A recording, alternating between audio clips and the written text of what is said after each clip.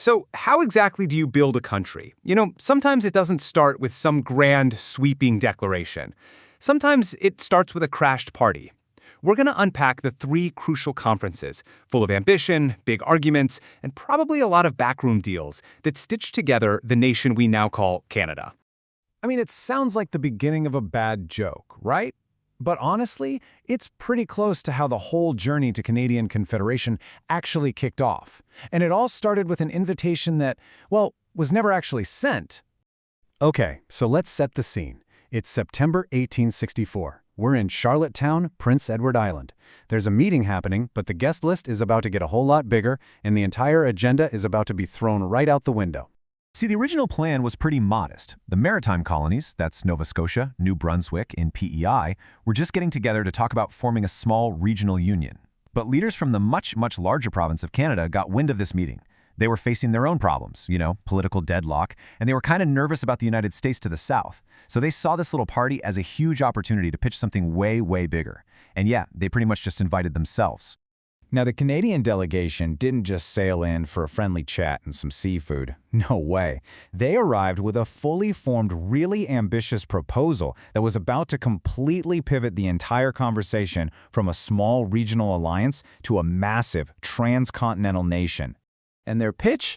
It was basically a masterclass in persuasion. First up, you had John A. Macdonald and George Etienne Cartier making the case for strength in numbers, for security in a larger union. Then, Alexander Galt stepped up to answer the big question: how are we going to pay for all this? And finally, George Brown painted this incredible picture of what this new united government could actually look like.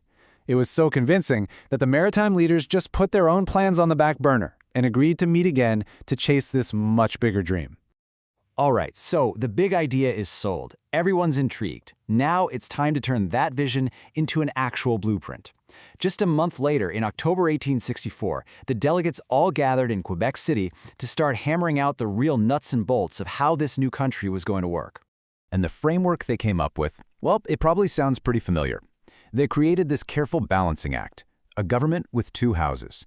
A lower house, elected based on population, for democratic representation, but also an appointed upper house, designed to protect regional interests. This whole idea of splitting power between a strong central government and distinct provincial governments, it became a cornerstone of the entire Canadian project. So after all that debate, the end result was a document called the 72 Resolutions. Think of this as the first real blueprint for Canada. It was the foundational text, the instruction manual, that laid out everything they had just agreed on for building a new nation. But here's the thing. You can't just publish a plan to create a whole new country and expect everyone to stand up and cheer. The second the 72 resolutions were made public, opposition just flared up from all different corners, and for very different reasons. For instance, in what was then Canada East, you had a politician named A.A. Dorion. He voiced a huge concern, arguing that inside this big new country, the French-Canadian population would just be completely swamped by the English-speaking majority, and that their unique language and culture would be destroyed. At the same time, way out on the coast, Nova Scotia's Joseph Howe was arguing against the whole thing for a totally different reason. He was afraid that the smaller maritime provinces would be totally powerless, that their interests would just get steamrolled by the political and economic might of the central Canadian provinces, Ontario and Quebec. But beyond all these political debates, there was a much deeper, more fundamental exclusion happening. Just look at the guest list. Every single one of the delegates was a man of European descent. That means the perspectives, the rights, and the futures of First Nations, of Black Canadians, and of all women, well, their voices weren't just ignored, they were never even invited into the room. So even with all that opposition, the momentum was pretty much unstoppable. The train had left the station. The final step was to take this blueprint across the Atlantic to London, England, and get the official stamp of approval from the British government. So starting in December of 1866, delegates from the colonies that were still on board, that's the province of Canada, New Brunswick, and Nova Scotia, met with British officials. They tweaked the 72 resolutions a bit, and by March of 1867, they had drafted the final piece of legislation. And that law was called the British North American Act, or the BNA Act for short. This was it. This was the legal document passed by the British Parliament that would officially bring the Dominion of Canada into existence. Now, it's really crucial to get this next part. This was not complete independence. The BNA Act gave the new Dominion of Canada control over its own internal affairs, things at home. But Britain would still handle all of its foreign policy. So Canada could govern itself, but its relationship with the rest of the world was still managed from London. So, if we recap the whole journey, it really boils down to 3 key steps. At Charlottetown, they sold the big idea of a united country. In Quebec, they created the blueprint with the 72 resolutions.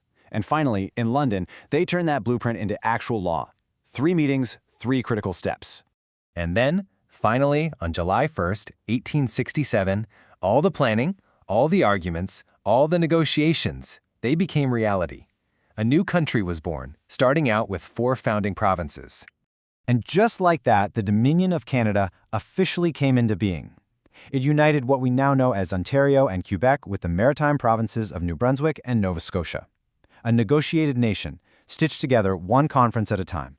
And all of this leaves us with a final, really critical question.